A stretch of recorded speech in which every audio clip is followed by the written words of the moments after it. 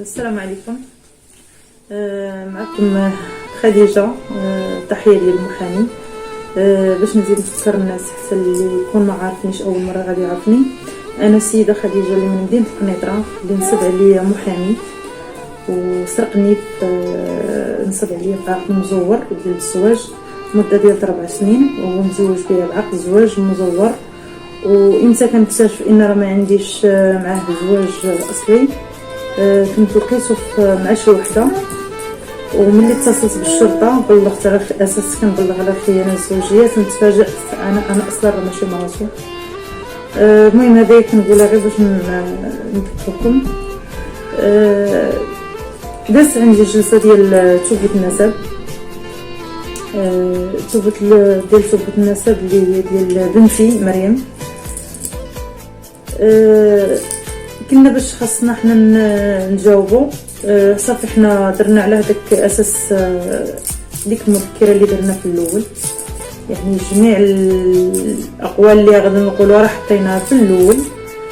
صافي دابا دخل الميل في المداوله، وانا عندي ثقه في القضاء ديالنا، عندي ثقه فيه قويه، ماشي زي ما كنقول على اساس صديق الوجه ولا شي حاجه. وكنطلب من القضاء ينصفني، ينصف الطفله مريم، ياخذ لها حقها، باش ما تكونش بنتي، يعني انا لا ضاع حقي، بنتي حقها ما يضيعش. انا حقي ضاع بزاف، وكل شيء عارف هذا الشيء هذا. انا حقي ضاع بزاف، يعني رغم الادله، رغم كل شيء اللي عندي، رغم بزاف ديال الحوايج اللي هما عندي، حقي تهضم.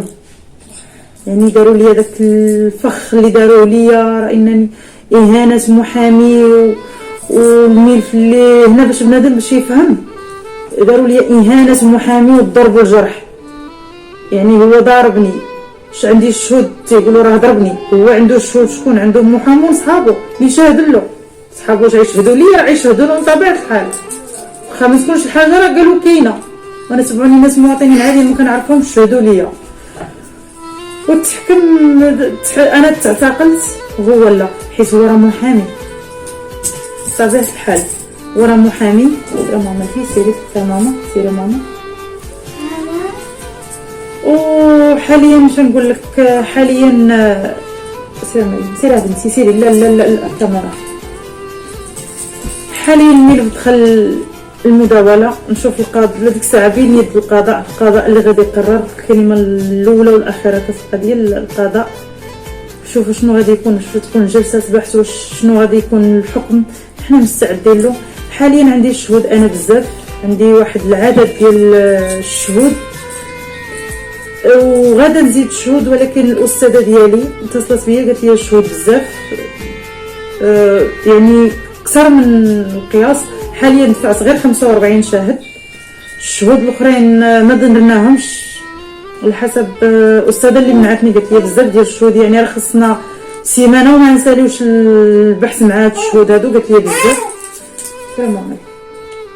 ونطلب من القضاء ينصف الطفله بنتي مريم، اللي هي بنت هاد رجل القانون اللي تيكون قاري القانون وكيستغل، يعني كما استغني انا بنت الشعب، يعني ضعيفه ما قارياش، فقيره، استغني، ما عندي حتى شي واحد في القضاء، ما عندي حتى شي واحد في المخزن، ما عنديش شي واحد اللي غادي يوقف معايا قال هذه بنت الشعب ندير فيها ما بغيت، حتى واحد ما غادي يهضر عليها، فهمتيني. ولكن الحمد لله، يعني واخا هو قال بنت الشعب وضعيفه، بالعكس انا مراه حديديه ومراه قويه، وغنبقى تابعه حق بنتي ان شاء الله الرحمن الرحيم اي وجه كان، حتى ناخذ حق بنتي. حقي انا لا ضاع، حق بنتي ما يضيعش، ولكن حقي انا عند الله ما غاديش يضيع.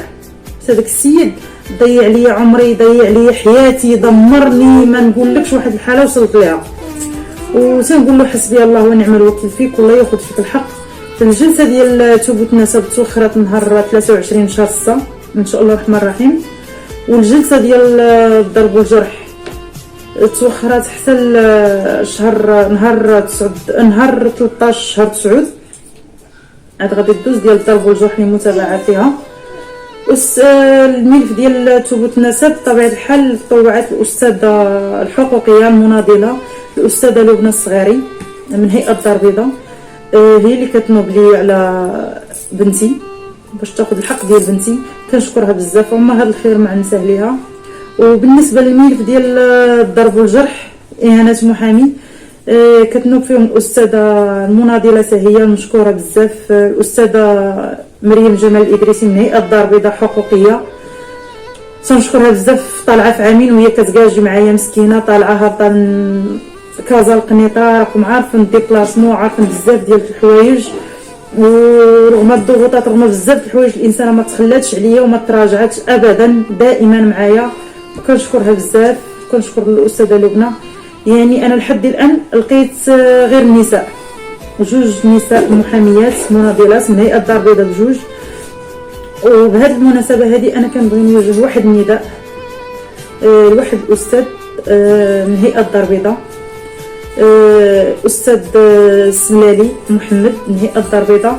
كنقول له استاذ، انا كنوجه لك واحد النداء وواحد الطلب، كنطلبك تجي تعاوني، حيت راك عارفه استاذ عندي ملفات بزاف، ما عنديش غير واحد ولا جوج.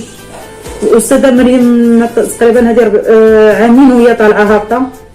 كنطلب منك استاذ السملالي محمد من هيئه الدار البيضاء تجي تنوب عليا وتجي تازرني وتاخذ حقي. وانت استاذ اول محامي قبل ما نخرج انا ندير شكايات، قبل النهار اللي بلغت على الخيانه الزوجيه، هو في راسو الاستاذ.